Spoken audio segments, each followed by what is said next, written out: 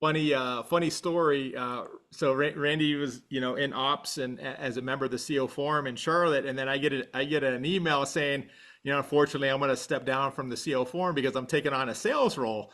And I'm like, oh no, and I know Jeff is on the call, chapter director for Charlotte, and it just killed us to lose a wonderful member like Randy. And we thought, how can we get Randy back? He's in sales, and it doesn't always necessarily fit the discussion around the table. And lo and behold, Randy comes full circle, and he's back to our Charlotte chapter as a wonderful member. And so when he rejoined, I said, we've got to get you in front of the organization. So we'd love to hear that perspective. And so here's Randy, and Yeah. excited to have you. Take it away. Awesome. Thank you, Chuck. I really appreciate it. And, it's good to be here and have this conversation with everyone. And, this is really just anecdotal, it's a little bit of storytelling and would love to, this is a good war story sharing conversation. I think a lot of people have some really good perspective here. And, it's great to see that a good number of individuals in the chat have carried a sales quota before. And, I'm sure that we'll have some good enlightening conversations around that because they really are very different worlds. I think, operating and selling they're very different. And certainly having gone through the transition from one to the other and back again, you can definitely tell, you can tell the differences. They're very apparent now. So, without further ado, let me get clicks over here. There we go.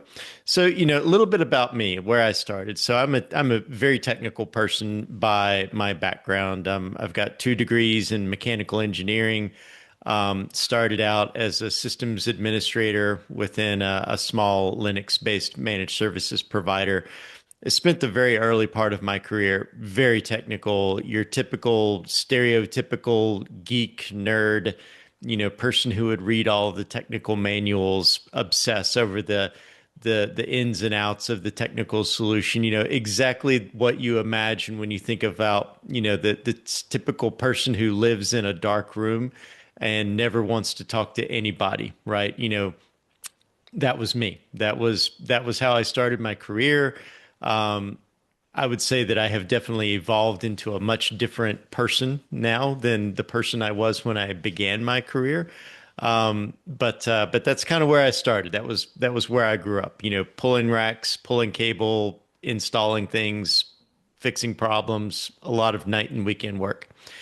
And always had a difficult relationship with the sales team at that time, and I think, this is kind of where I'm curious to get some of the feedback from the group is I really did feel like the salespeople were fighting against me a lot of times. This is also me being early in my career and, not having a full perspective of things, but just had a very difficult relationship with the sales team at the time. And while I was super motivated by myself to say, my job is to deliver the best, highest quality solution for the client under any circumstances, and would become very frustrated when budgets were tight or timelines were overly aggressive and just, always felt like I was being, pushed into a corner to do things that were going to chip away at the ability to deliver these high quality, super robust solutions for the clients. And it really created within me, this kind of us versus them mentality. And I saw it in a lot of other people, all the technical people, like many of them just had a very adversarial relationship with the sales team. They always felt like, the salespeople don't know what they're doing. They don't know how to explain it, all the typical stuff. Mike, you have a question? Yeah, just curious, was it in a service-based It organization? it was. So the first company I was with a managed services provider, and they focused. This was back in the day when no real company of any merit would run anything on Linux, and we were selling Linux-based solutions. But yeah, it was a service provider, so we catered to mid-sized businesses. I would say is kind of the target demographic.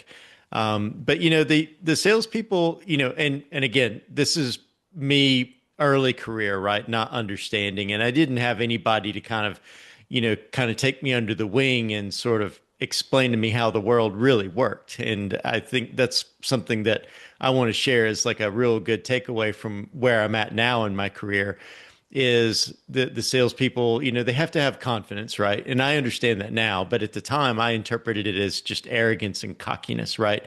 And I'm like, man, this guy's just really pissing me off. He walks around like he knows what he's doing. He's saying things that are wrong. He's cutting me out of the conversations, just really frustrated.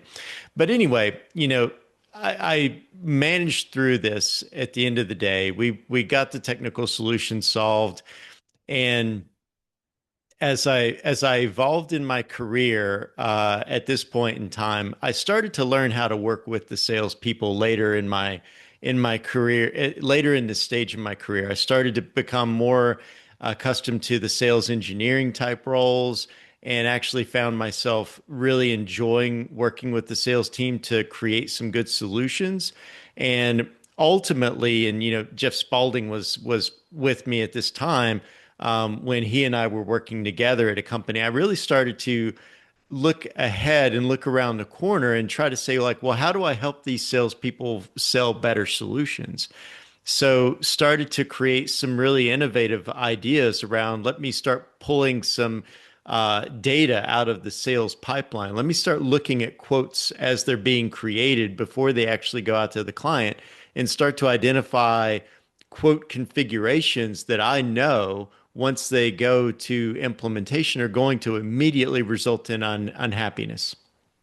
So that created a significant amount of positive relationship between myself and the salespeople. So I'd say if I look at this part of my career, this early part of my career, it was starting out very adversarial, difficult, not partnership at all.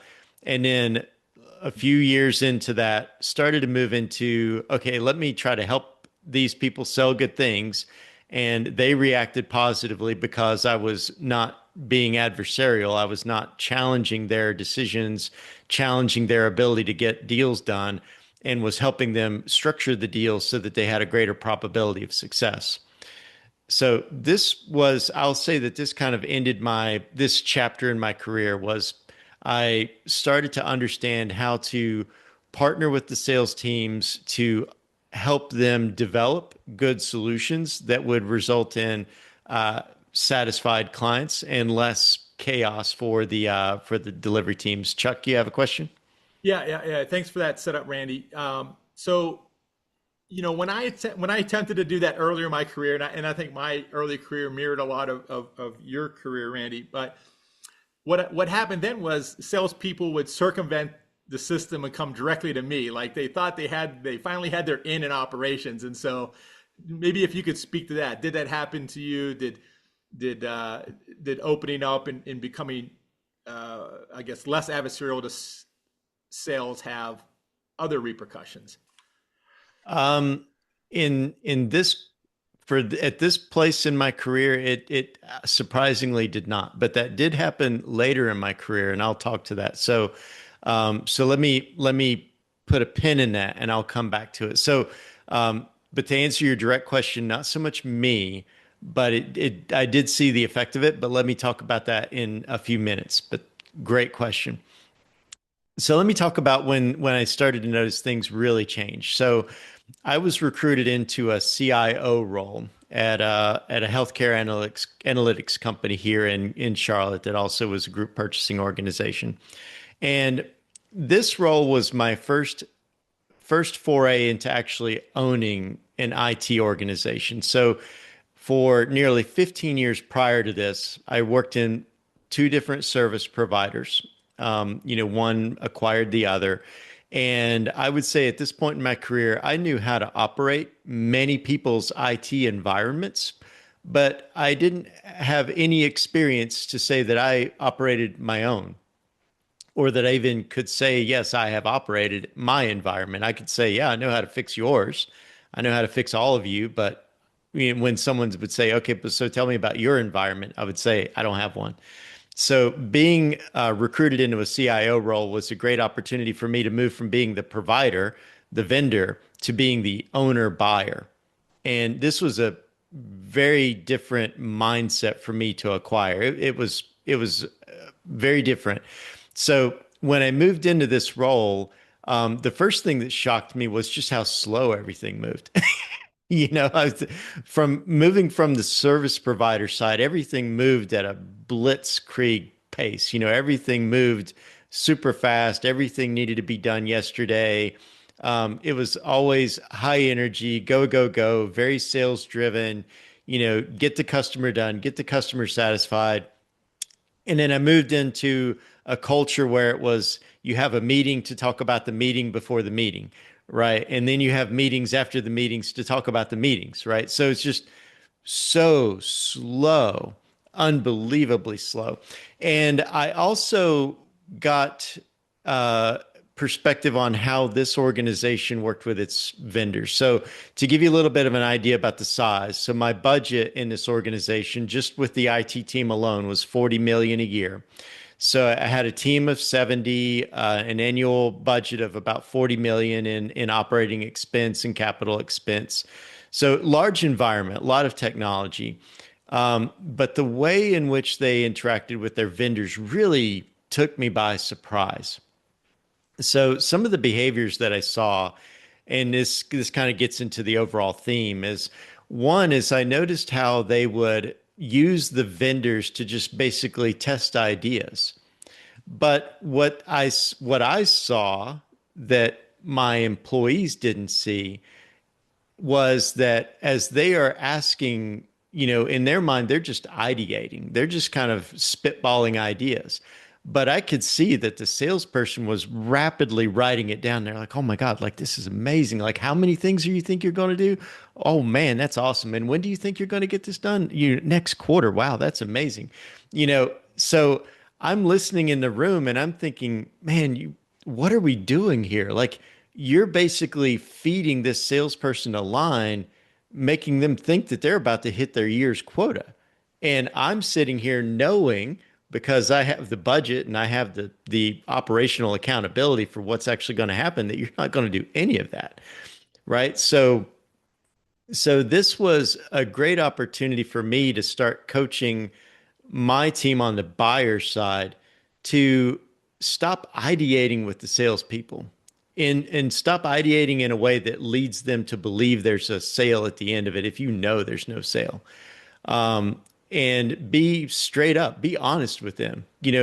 Just tell the salesperson straight up, hey, I just want to bounce some ideas.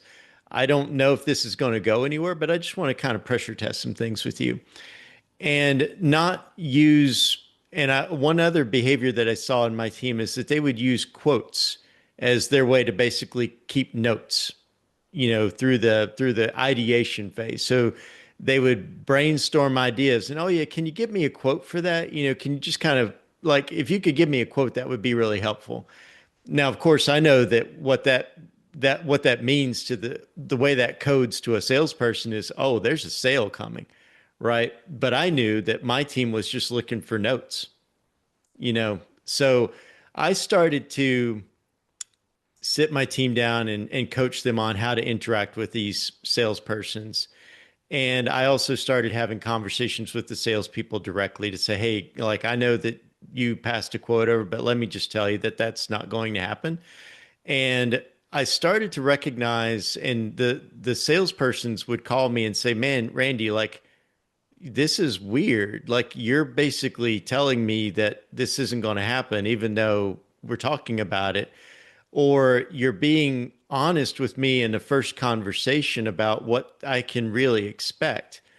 And they found it refreshing, especially after having worked with an organization that was just in from their perspective. They said, man, this is a very hard company to transact business with because the sales cycle is so long. But what I came to realize is that the sales cycle wasn't long. It's just that they spent 60% of their time just bouncing ideas around. That it wasn't really even a sale yet. They were just using salespeople to help themselves, bounce ideas. And the other thing that I saw was, I'll say that it was a bit of a zero sum game of where the team would just arbitrarily beat the salesperson down to a low, low, low number. and then feel like they won, right? Basically, get the salesperson to the point where they're about to cry, and that's when you know you've won, you know. And I thought this was really bad, you know, just arbitrarily beating them down just to beat them down, just to squeeze more blood out of the turnip. So after watching this for a little bit of time, I started to engage with our vendors very differently. And I started setting out two different strategies, I would say. One is don't waste their time. Like I would tell my team, hey, if you know there isn't a sale, don't waste their time. Don't make them think that there's a sale coming. Be straight up. Tell them exactly what you're going to do. Tell them exactly what you're trying to do. And the second thing I did was I said, guys, we're going to stop trying to just negotiate on price early in the conversation. And I would come into the conversation saying, I want to create a three-way win. I want to win, I need you to win, and I want your company to win. Because I know from being the service provider that if the salesperson cuts the deal down so low that the company makes no margin on it, that even though you're a large client, that company is going to absolutely hate working with you. They will not work with you. If there's nothing in the deal for them to feel like they're winning, they're not going to be there with you. They're going to tolerate you, but they're never going to love you, right? So I would say I want to make this easy for the salesperson because I need them to transact and I need them to feel like they're winning. I need to win myself, obviously, but I need the other side. I need the vendor themselves to value and appreciate the relationship, and I need them to have some meat in it for them. So this idea of creating a three-way win was, I was really kind of surprised that it was not a very common way to think, especially in my team and the feedback that I got from so many of the salespersons and the vendors that we used was that that was a not very common modality for them to interact with. You know, they were so used to negotiating through a door or passing quotes under the door, if you will, right? And never really having these open and transparent conversations. You know, I was probably more transparent than I should have been in some cases, but I felt like it was the right thing to do to just get to a quick solution, get to a quick win, or, you know, honestly, frankly, get to a quick no. And that's where I would say that I moved into another role, which really kind of changed my perspective. And this was my first sales role. So I went to a software consulting company, and this was a very radical change for me. I had always been in infrastructure my whole career. And when I was at this healthcare consulting company, I saw that the software developers basically ran the show, and no one liked dealing with the knuckle dragging infrastructure people, right? So I said, well, I want to get some of that, you know, because I don't want to be the knuckle dragging Neanderthal that everyone just kind of tolerates. I want to be on the tip end of the spear. So I've got to figure out this sales, or I've got to figure out this software development thing. So I was fortunate enough to get into a software development organization and doubly surprisingly fortunate enough to land a general manager role in a software development organization. And my job was to establish and grow the Charlotte market. And so, and this happened at the beginning of COVID, right? So in February of 2020, I started this role. So I had three major things working against me. One, COVID. Two, I knew a little bit about software development, but not a whole heck of a lot about software development. And three, now I was in a sales role. So that was challenging. And especially when you go from being an introverted technical guy to, okay, now I have to sell things, it was a radical change.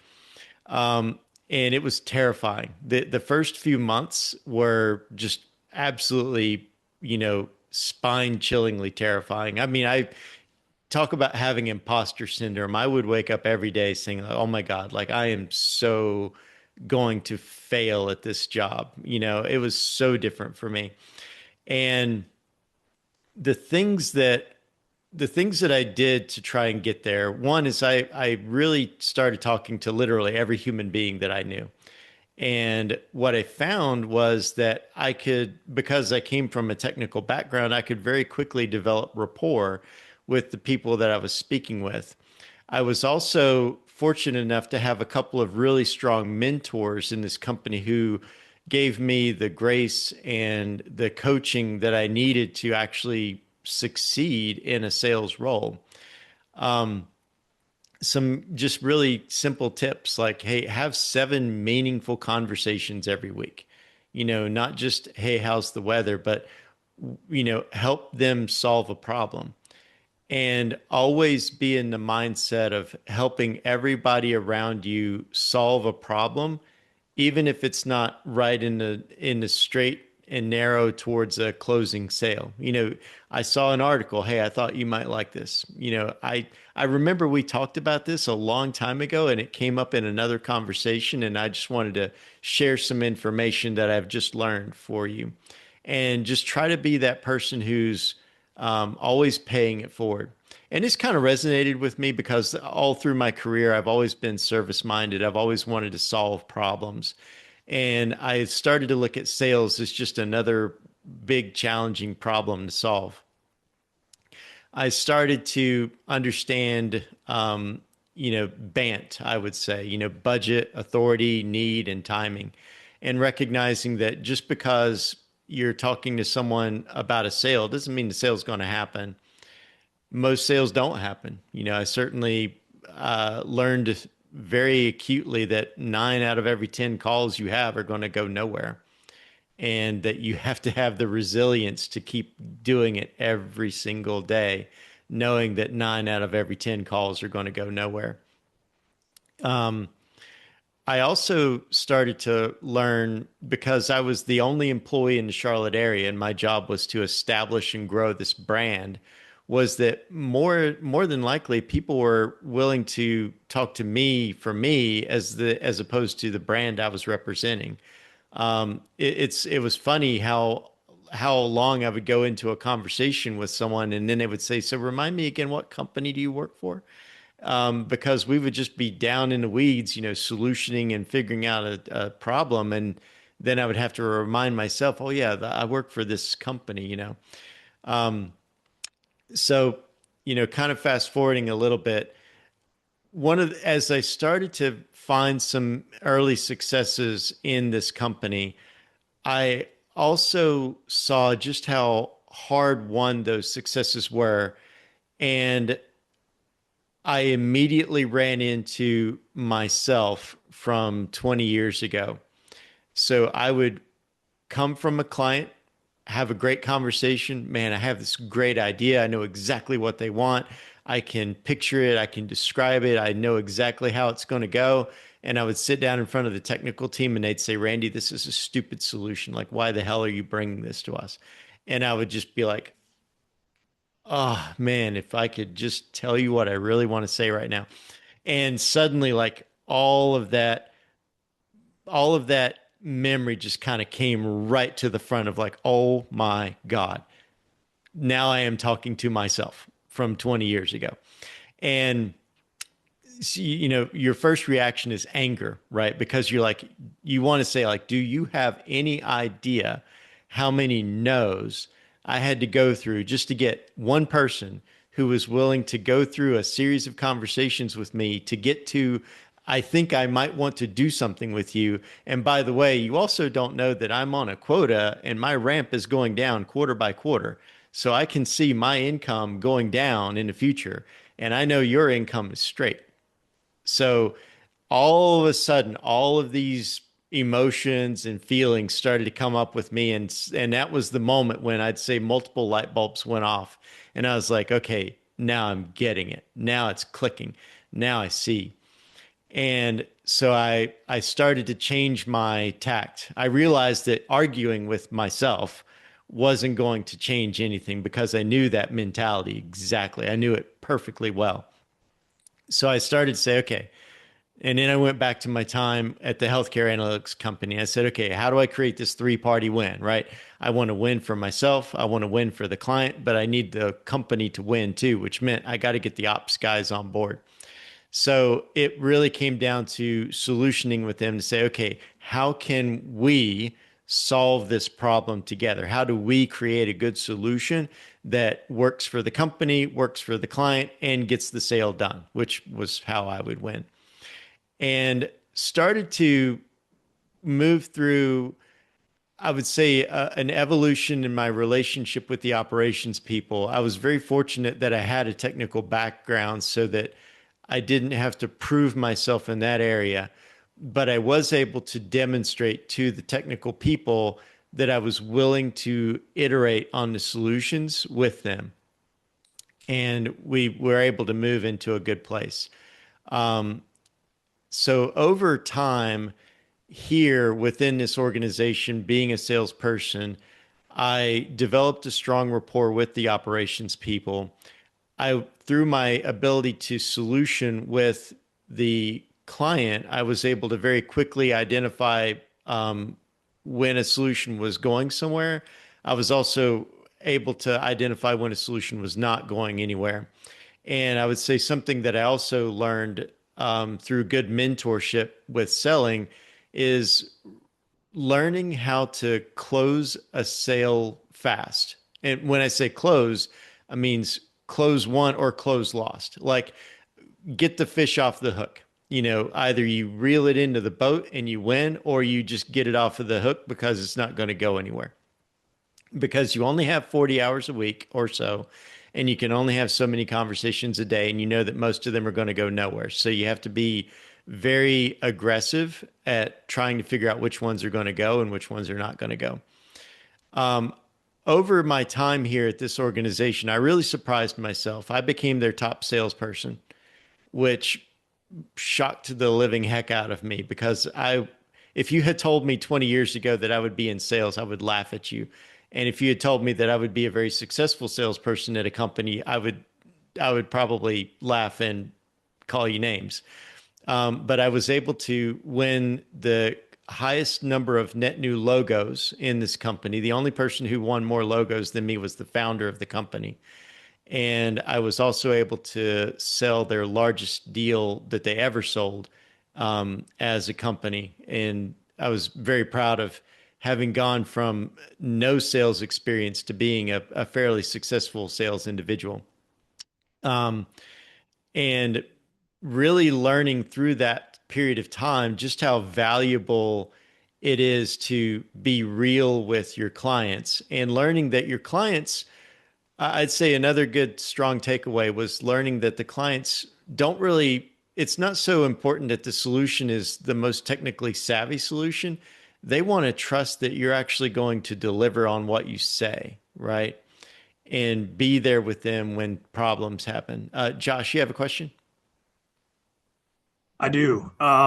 So getting back, so that's a fun journey that you took, kind of putting your feet in the fire there. So I'm curious, um, how did your approach to the operations people, like how did you essentially use maybe some leadership skills or something to get them to see it through your lens? Because I mean, obviously you've been in their shoes. You talked about being the knuckle dragger.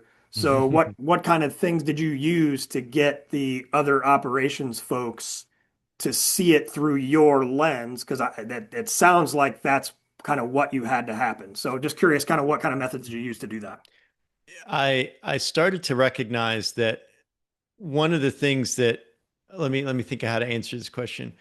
I started to see very clearly that all solutions evolve.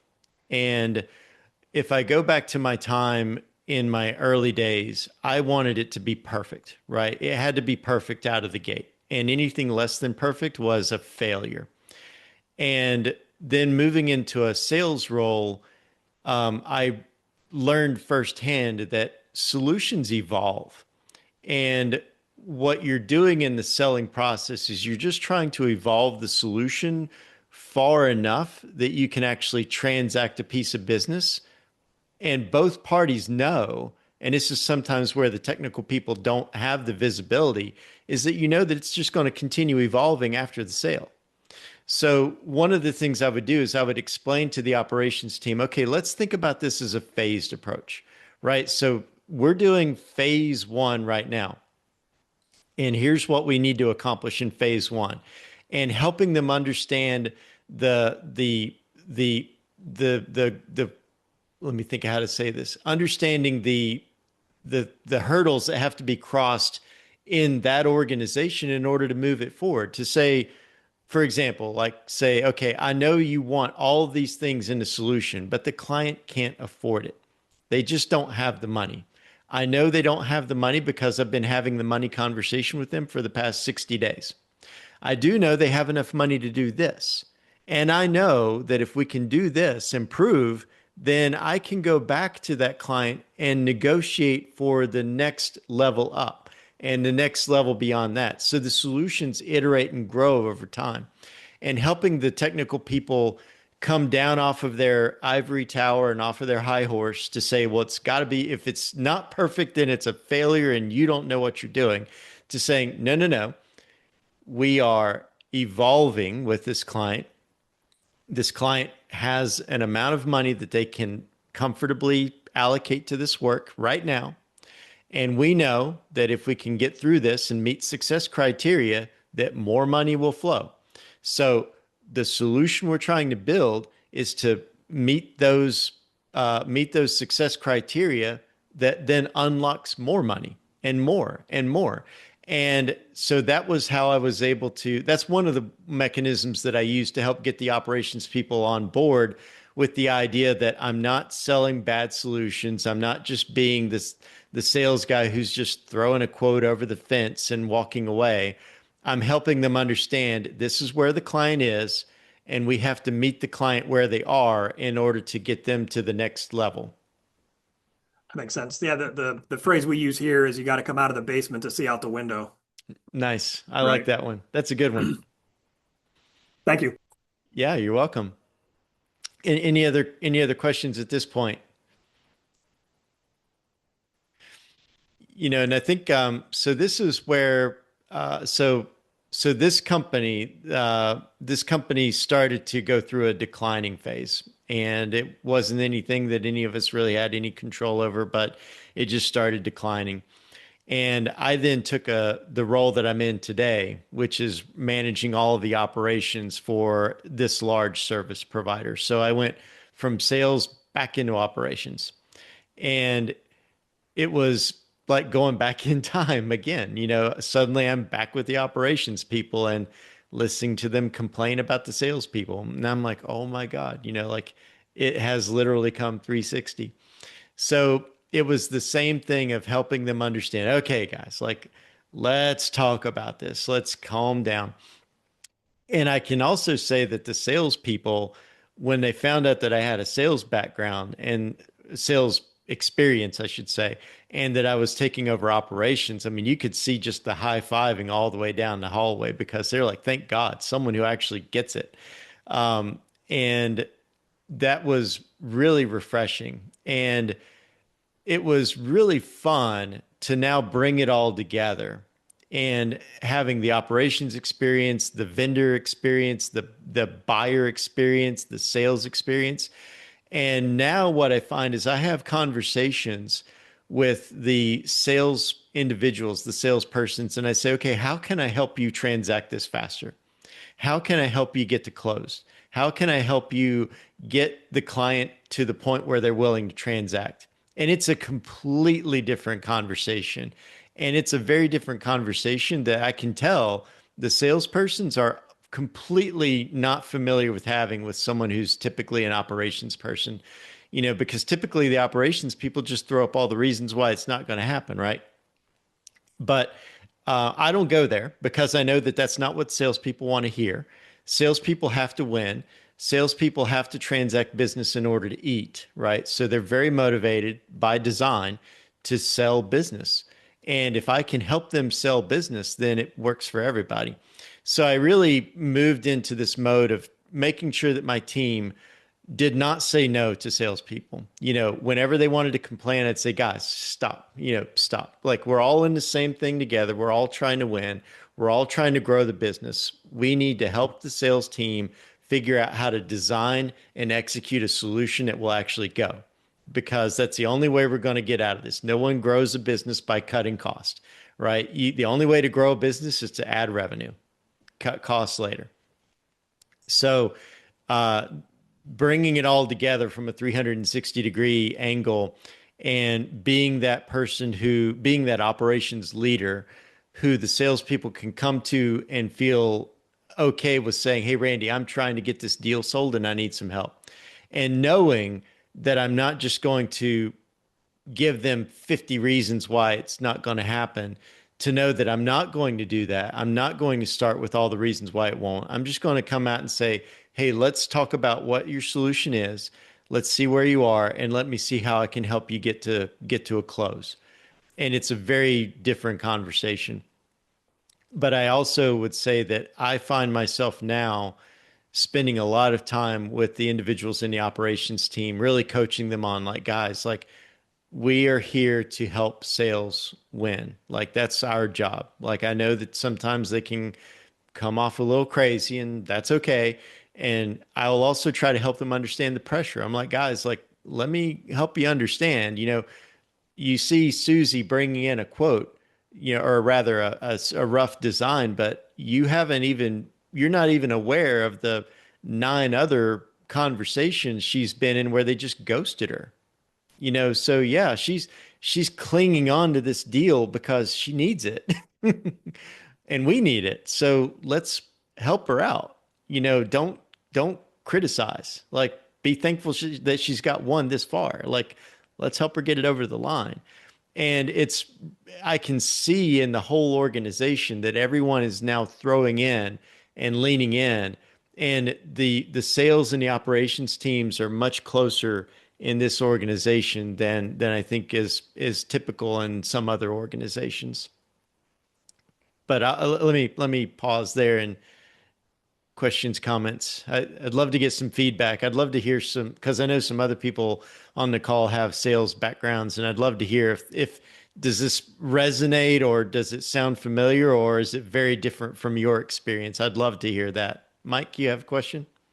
Yeah, I was just going to ask, in the previous slide, you had mentioned the razor thin margins and squeezing the salespeople down. Did you have a procurement group that did that, or was it the same people that were going to execute the project were squeezing the vendors? So it was both. I had one individual who just, for whatever reason, just felt like they needed to beat the vendor down and just for whatever reason felt that that was some kind of a moment of pride for them. And then later on, I did have a procurement team.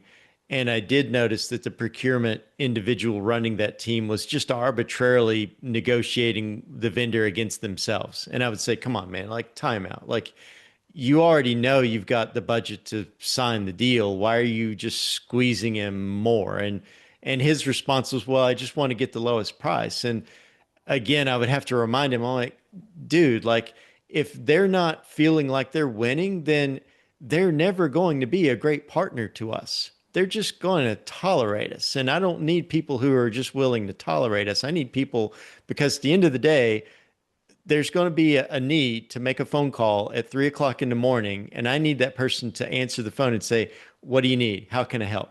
I don't want them to look at the phone and go, oh, Jesus, like this dude, like, man, love to fire this client, but I can't. uh, does that help? And I see Connie's got a question. Okay, awesome. Connie. So, Randy, you've validated a theory that I have that generalists tend to be more effective than than people that are inch wide and a mile deep in one domain. Being that having that broad range of the entire value chain and being able to understand each persona of that value chain and going right to what that person needs, looking deeply into their soul and pulling it out and throwing it on the table for the to collaborate on. It's no wonder you are in the position you're in. Thank you. I appreciate that. Someone, this came up in a conversation earlier, and I recognized that I could kind of generalize my mindset right now as I try to create value for everybody in every conversation I'm in, somehow, some way or another. Like if I'm not adding value in the conversation, then I feel like I'm leaving things behind. So create value always, and always be willing to help everybody every way you possibly can. Uh, but yeah, to your point, it's generalized. It's I don't obsess over details anymore. I don't. I really don't. I know that details are just things that get worked out over time, but if you can create the trust and if you can help another person win, everything just works out. So I'm in your choir and you're preaching, but I'll tell you, I've gone a little too. I used to be super in the details as well, and I've gone a little too far where I glaze over details to where a point where my team makes a joke and it's called so close, like she was so close. That's So, awesome. but I'm like, guys, don't matter. Did I get it approved? Did we get across the finish line? All right, then that's why I have you. I have you guys to figure out the details, but I'm just gonna march through. You guys clean up after me. That's right. That's right. I'd be curious, have other members had this similar epiphanies as Randy? And what the business line that you're in? I'm curious. Yeah, I'll step through my kind of journey. I mean, I've been in this with the same organization now. Next year will be my 20th year. So when I started, the sales director was part of hiring me as an operations manager. So when I came in, I had kind of limited scope and was focused mostly on procurement and production. This is a small Midwestern manufacturing firm, just for context. So then, as I grew in the role, then I became director of operations, and then I took on the COO role in 2013, which when that happened, the person who was somewhat responsible for hiring me, now had to report to me. So that lasted for about 6 months with, as you can imagine, some tension. Hmm. And then he put in his 2 week notice, and we were left without a salesperson, which then that landed on me. So I had to basically take a crash course in the customer facing side and at the same time figure out how to hire an appropriate and effective salesperson for our organization. And then when we brought him in reporting directly to me, and we just did it in parallel, basically, right? So it was like I was learning the language, learning the process while I was building the process and building the language all at the same time. So it was like over an 18-month, 2 year period, it was like fire hose of sales in my face. And for me, the end result ended up being mostly a change in language, right? Yeah. It was being able to speak about operations in sales language and being able to talk about sales in operations language and being able to switch back and forth in real time. So that's kind of the journey that I went on. So it sounds like that resonates a little bit, Randy. Absolutely. And I totally understand where you're at, because I like to think of the selling side of me is about creating excitement and helping a client realize that their idea is achievable. And then the operations side of me is figuring out, okay, mechanically, like, how does that actually occur?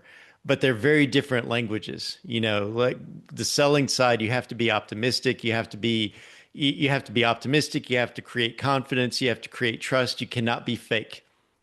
People can sniff that out very quickly. And if you don't know what you're doing, just don't even go there. But then on the operations side, you have to be able to find something that actually does work, because I also experienced that when it doesn't work, the salesperson gets punched. They don't reach into the operations team and punch the ops guy. They call up the sales guy and they're like, "You told me this would work." And then you have to be the broker to mediate and come up with a solution. So you don't just get to sell it, you also have to make sure that the expectations get achieved after the fact. And that was a learning experience as well. Daniel, you have a hand up.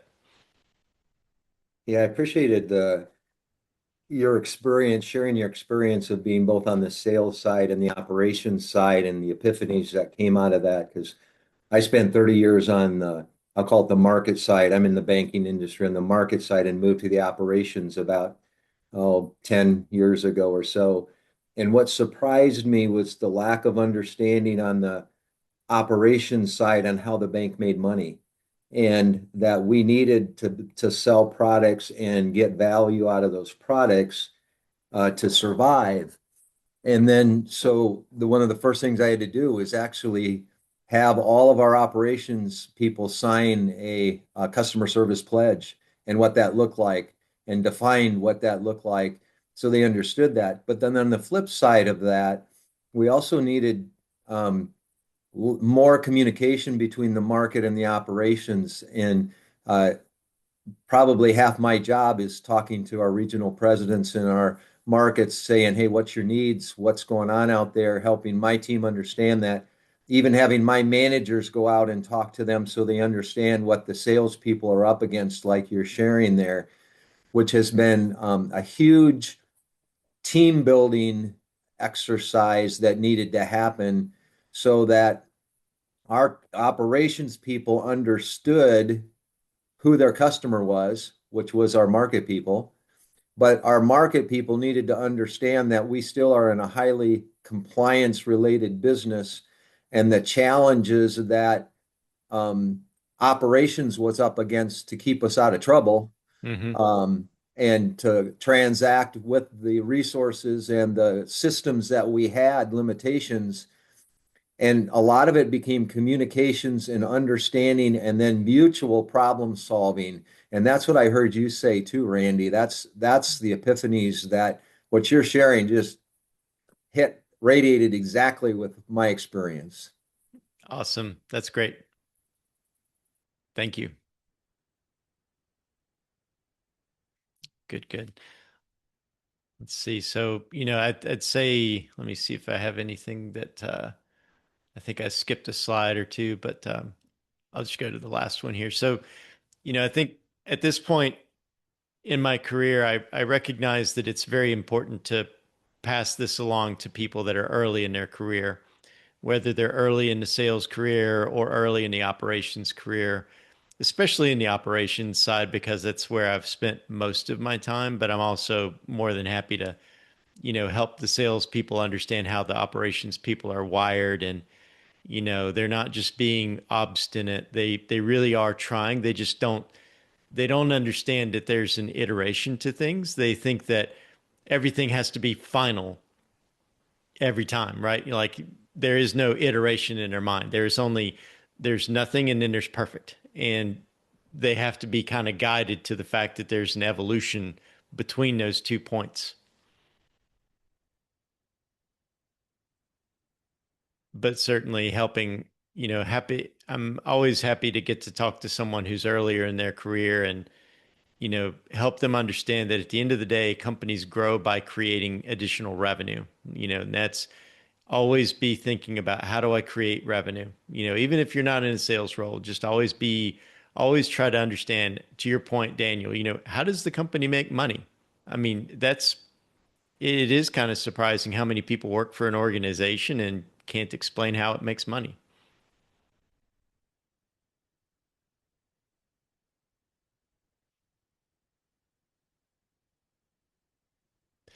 I'd love to get some feedback from individuals on, their relationships with vendors and, whether you see, similar attitudes and maybe not your current company, but maybe companies you've worked with or alongside in the past where there is kind of this zero sum game, beat the vendor down to the barest possible solution and call that a win, right? And, how has that worked out? Or did that create challenges later on when you feel like you won against the salesperson, but then did that work out long term?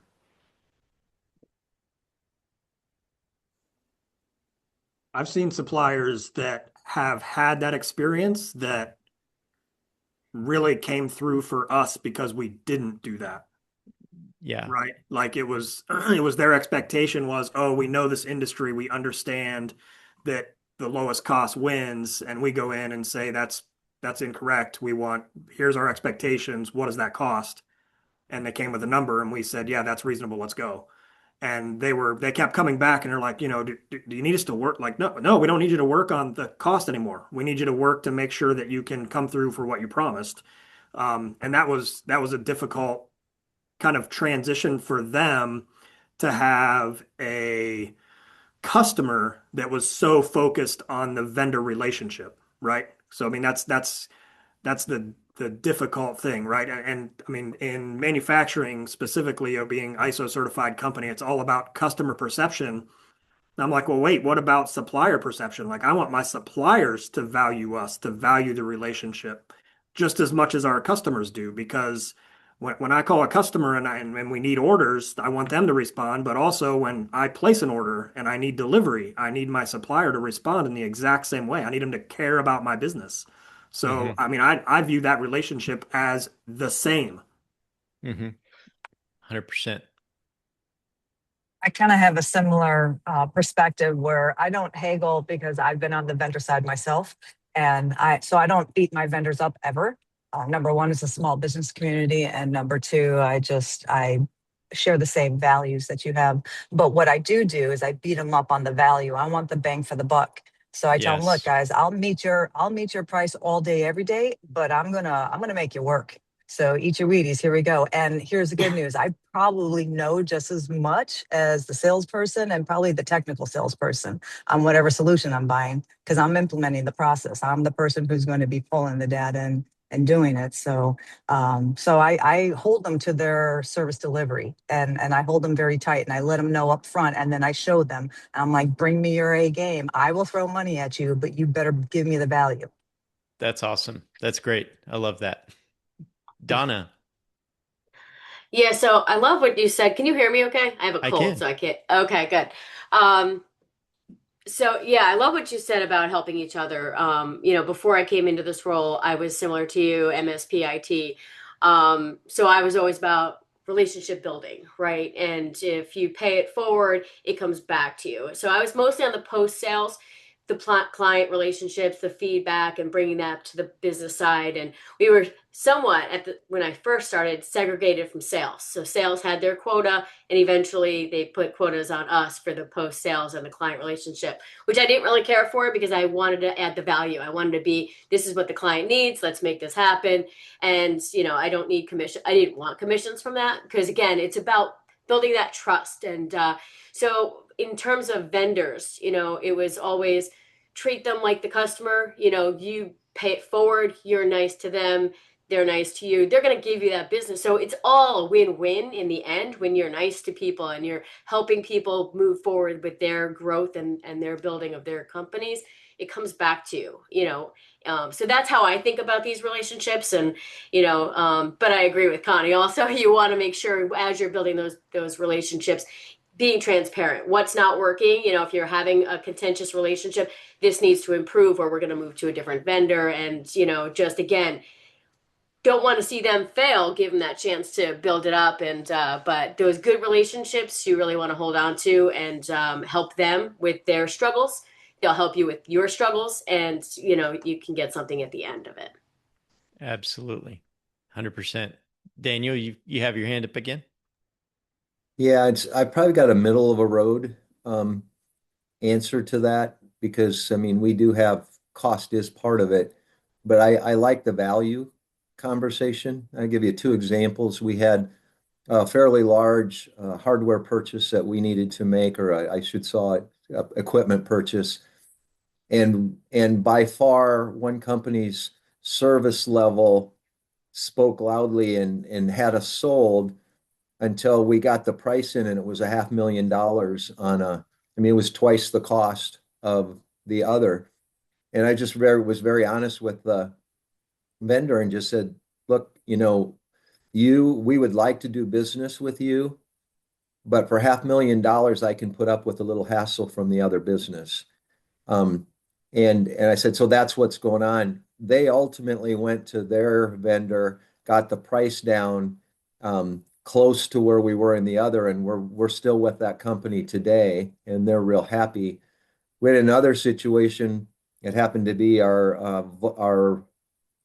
armored car service, Mm-hmm. and they came in, and again we had a service or a client that came in and just lowballed our existing service like crazy. And I went to the vendor and just said, look, here's what's being offered me.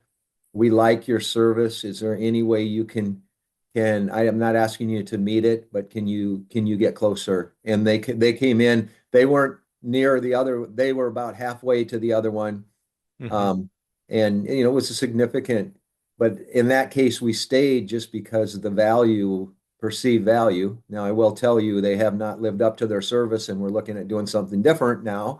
But Hmm. so I think there's a balance in that, Randy. Hmm. And you have to value is I think the right term, and value has a service level and a price level. And so I've found just being very honest with vendors and having those real forthright conversations with them about what's going on with the competition and where I see their value of their bringing us. And that seemed to have won with us by maintaining good relationships at the same time holding people accountable to a cost level. Absolutely. Dean, you have your hand up? Yeah, all great points. And some of the experience I have in the same area, especially with the vendors, is at one point in my career, I had a $2 million procurement budget for software applications only. So I was responsible for all the IT purchases. And that's a little bit different than manufacturing. You can't really, when you find an application that you really need, there's not a lot out there that are exactly the same. You can't just do apples to apples and say, hey, you got to beat John's price. You're either going to go with Salesforce or you're going to go with something way less. And there's, it's a different negotiation. So I learned early on, you can't be unreasonable when it comes to that because they just know if you want their product, you're going to need their product, and you don't, if they're $10 a license, you don't say I can only afford $3 a license. What can you Hmm. do? So what I learned over time was to you can get better leverage from understanding how the business runs. So the first question I always ask is when's your quarter end and your year end, right? Knowing Yes. how SaaS companies work, they will throw anything at you if you can get in under the year end, right? Especially a public traded company where they're showing ARR or number of new logos. Am I a new logo for you, or is this a renewal? So things like instead of beating them up on price, leverage them on when is year end, when is quarter end. And I've actually delayed things. I've said, let's not buy in December. Their year end is January for whatever reason, because there are a lot of wonky people assume December 31st or, the usual quarter, but a lot of times it's not that way. Many vendors are October, November. They avoid that whole year end kind of craziness. And then things like, again, putting a new software in, it takes you a year to ramp up if it's a significant one, right? And Hmm. so coming at an angle of saying multi-year, you're going to have it for 2 years, but you can play games and go, I can only get budget for 1 year, but can you do something? Maybe I'll go with my boss and talk about a 2 year if I can get you 2 year. That's music to a salesperson's ears. It's music Hmm. to a sales organization that says I've got someone locked in for ARR for the next couple of years that I can show in my financials. And then also just having that approach versus just beating up on price, I has found worked really well for me in the past. Exactly. Yeah, I agree. I've also used the same leverage, knowing that on the vendor's side, right, they value a more tenure over a strong pop at the front, right? They would rather have 36 or 48 months of revenue, even if it's lower, than 12 months of higher. They would rather take the long, because they can grow that over time. Chuck, your question? Yeah, I'll just say, unfortunately, I was bad, Chuck, back in the day with large publicly traded manufacturing organizations where, when we had a bit of leverage with our vendor base, we were able to go and beat them up quite regularly. And unfortunately, they would send me in to squeeze blood from the turnip. Um, and that came down from the top, right? I mean, if the CEO had to go to the street and report earnings, we would get the edict, you've got to find, $20 million from your operations, period. There's no questions. And so it created that type of behavior. And then when I started working for progressively smaller organizations later in my career, wow, what a change! Where now you're not the big fish in the ocean, so you don't have that leverage. So now that you have to switch to more of a relationship Hmm. type of a build with your vendor base. So I'll share that part of my history and evolution, unfortunately. Yeah, I can relate to that because the when I was in a sales role, specifically sales role, it was a small business and we were going up against some really big names. And I couldn't say that I'm better than them, right? At the end of the day, it came down to, can we create a trusting relationship that we can transact over? And really came to learn that sales is really in many, many ways, it's based on relationship and trust. Do I trust you? Can I trust you? And if you can create that, then you can build business off of that. Yeah, yeah, for sure. And there's been times when we've driven product or vice versa, picked it up in a snowy Christmas Eve because we had made those deposits in the bank of goodwill with our vendors and with our customers, and so we were able to offer that as a smaller fish in the sea, so to speak, as opposed to back in the large organization days. Definitely. It's funny how the big organizations don't like to hear no from the small organizations. No, I We can tell experienced you that. Goodness. it's one thing that I've definitely gained some perspective on from the vendor's perspective is know your value and know when to tell the client no. It takes some gumption, and it's not easy to tell a client, hey, I could do this, but I'm going to be really bad at it. So I'm going to help you find someone who I think can do it, but I'm not going to say that I can. And then a month or two from now, you are very angry with me because I told you I could do something and I just flat out failed at it. Even though you're handing me money, I'm just not going to take it because we will ruin our relationship. If I take your money and say yes, we will not end well.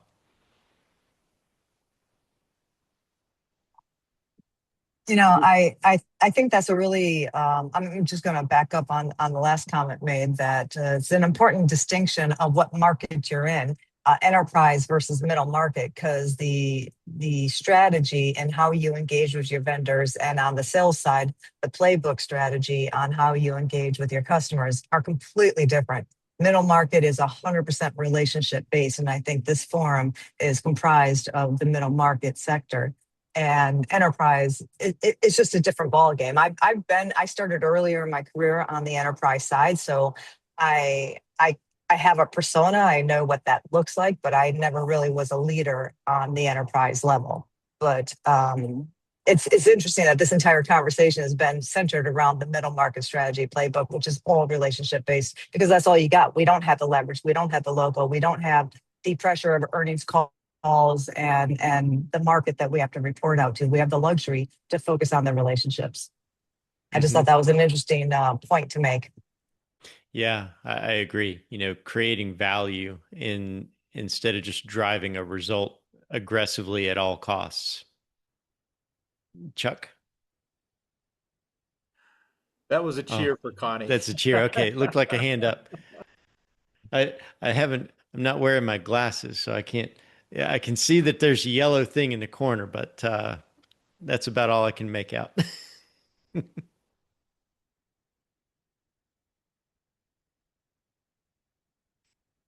One thing that it crossed my mind as we were going through the conversation, and I forgot to put it in, is I've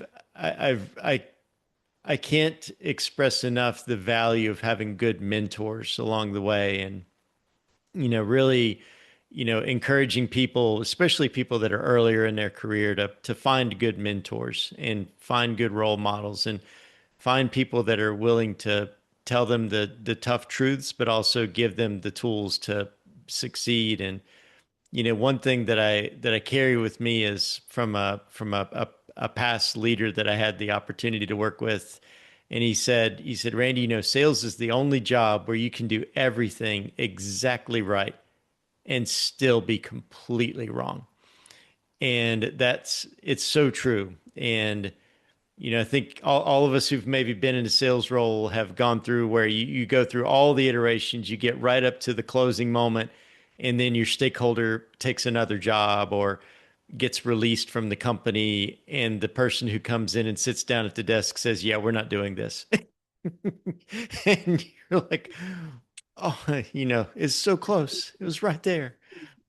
So, Randy, I think what you're saying is, and this is actually really pertinent because we're probably all in strategic planning mode or just coming off of strategic retreats, that the difference between strategy and planning is night and day. Strategy is revenue based on market conditions and client behavior. It is 100% out of our control. It is theories of where we think we can position ourselves above the competition to where our customers are going to pay us a premium price to win.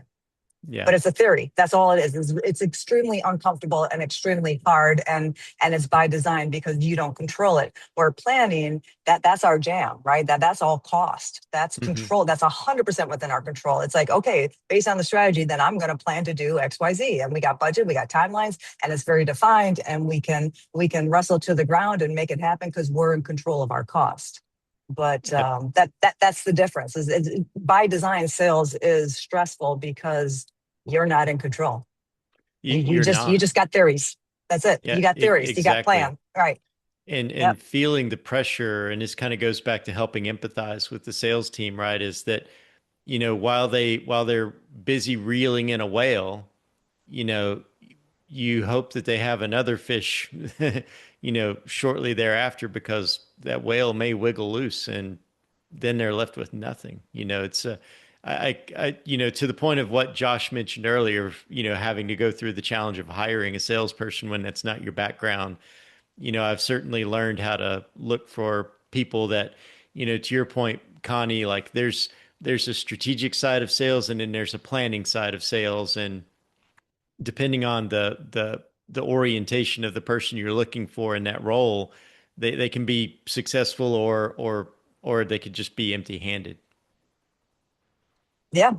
Yeah. No, agreed. So given your variety and range and all these different roles, where do you find yourself right now, and where do you want to be next? What are you wanting to evolve to? I really like owning a P&L is what I would say. Like, I feel like I need to be revenue aligned, and I need my incentives to be revenue aligned. I really enjoy having both the revenue creation and the delivery of that together. It's the COO role in a lot of ways, right? So, I aspire for the remainder of my career. I don't ever want to be CEO. Like, that's just not my jam. I don't really see myself ever being that. But I do like the idea of being the right hand of the top person. I like that. I like being the guy who knows how to create revenue and knows how to deliver it with value and with margin. I don't necessarily aspire to go back to being the person who has to open the phone book every day and say, okay, where am I going to start? That's interesting, and thank you for your perspective. I'm kind of in a different way, a different path, as we all are unique snowflakes.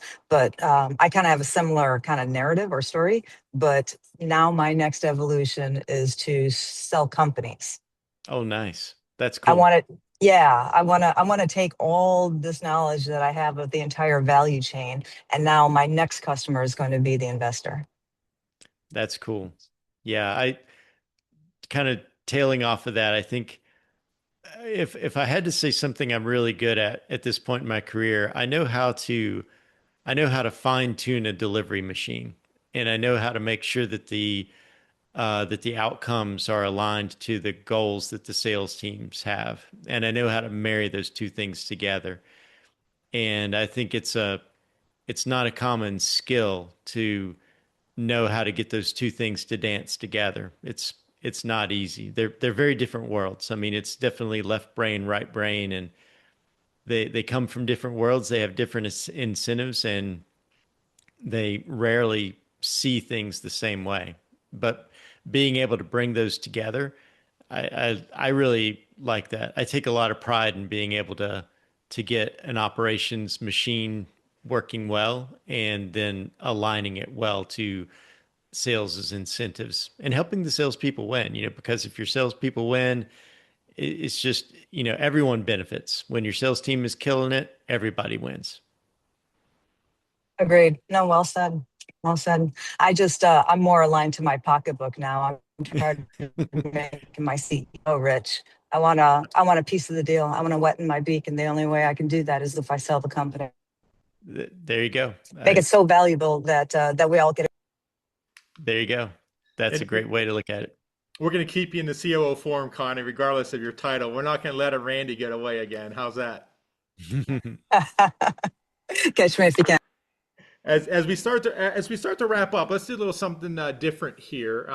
If you would, in chat, identify one or a few key takeaways that you're leaving with today, heading into the weekend, that Randy kind of sparked in your mind. And if you want even to go so far as to say, I want to create an action item out of it, I'd love to see that.